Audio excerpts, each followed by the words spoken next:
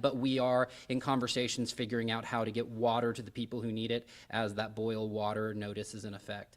And then probably the last thing is just want to thank you to all of our partners, like neighboring counties and cities and great corporate partners who have stepped up. We're talking about that water, people saying, how can we help? How can we bring our tanks of water from, say, Smith County to come and make sure that you have the water you need for fighting fires or for, keeping the hospitals going. All those things that require water we don't think about, our neighbors are stepping up, and we're really grateful. When was the city first notified about a water main break? When was the first alert?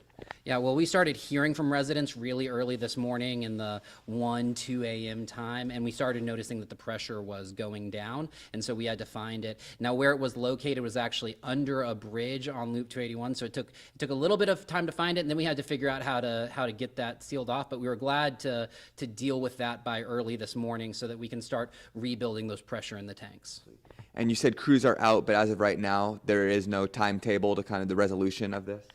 No, I mean, it's a work in progress. Again, we think that the leak has been dealt with, and so now it's just a matter of, our tanks were giving out water during that time, so they have to build back up in order for us to get the pressure needed for it to start working in homes and sinks and faucets and toilets. But that's coming, and we think it should be, coming. Sorry, can I redo that? Yeah. No, yes. So we believe we have dealt with the leak, and so now it's just a matter of how long it takes for those tanks to fill up so that we have the appropriate water pressure for residents to be able to start using their water again. Absolutely. So, is any part of the city totally without water right now? Well, because of the super low pressure, we did receive reports from residents across the city that they were not able to get water, and then others had, trickles or just minimal water, but that should fix as the pressure starts rebuilding here in the next bit.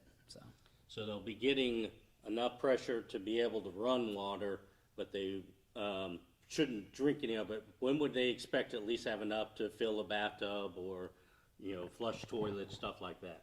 Yeah, absolutely. So we're expecting here in the next bit that the water will have built back up so that residents can start using their water. But again, you hit on it. The main point is that boil water notice is still in effect. Whenever pressure goes down like this, we're instructed in order to make sure that everyone is safe to issue a boil water notice, and then we have to have several clean, good tests before we lift that. That's just to make sure that everyone is safe and that no one has any negative experiences from this, and so we'll make sure to follow up on that. If you are currently not having pressure, you need to flush your toilet, and you have standing water somewhere, right? If you have a pool that's full of water, you can use that, right? Grab it in a bucket, dump it in the tank, and it'll flush, right? So there are still ways to go about living your life if you really need to. And if you need water when we are still under the boil water notice, we are working on that plan to figure out how to get our residents water. And for Longview residents, where can they go and find information or updates to keep track with the notice and know when they can get water back or what they can expect going forward? Yeah, we're pushing everything out through our website, which is longviewtexas.gov/news. We have a news release going where we're updating everything. We're also being super active on our social media sites to make sure our residents see it. So we're at City of Longview, all kind of together on all of the platforms. So we're going to make sure that we're pushing out the communication everywhere that we can because we want our residents to know what's going on.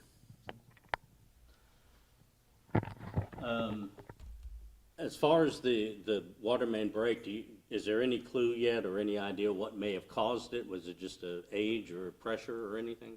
Yeah, we don't know. We can follow up on that. That investigation is ongoing. Obviously, the priority this morning is getting people's water back, and then we'll continue to look at it as we move forward and as we get past kind of the crisis mode of this morning into actually being able to determine what happened. Now, we'll talk about the city of Longview, but it's also affecting some areas beyond. How big of an area does Longview Water incorporate around here? How many cities? Yeah, that's a great question. So we do sell water to several of the neighboring cities. I'd let them speak about what's I don't know the exact setup for all of them from a city perspective, so I'd let them speak to it. But I would encourage everyone in the East Texas region to check with your local city or your local water distribution company just to make sure that our water issue is not affecting yours. I know that some cities may also be on boil water notice because the majority of their water comes from the city of Longview. So you have your own connections, right? So if you're in Hallsville or White Oak Gladewater, just check with your city and make sure if it's affecting you. That about covers it for us. Awesome. Right, Alan?